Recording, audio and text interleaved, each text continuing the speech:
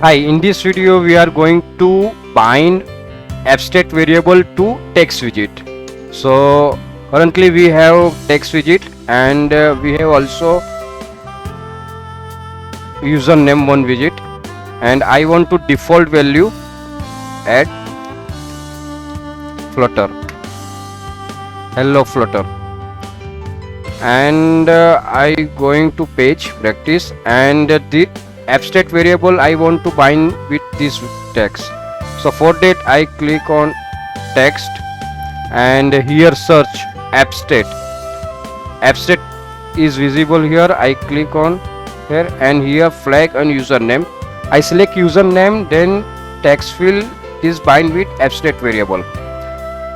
Now I going to browser and instant reload. Before make sure project is saved.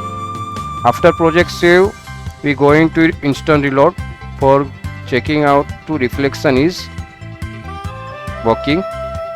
Now project is started. We can see that the text is bind with abstract variable, and abstract variable value is hello flutter. So we can see the in a abstract variable hello flutter. So this way we can bind the abstract variable to text field text.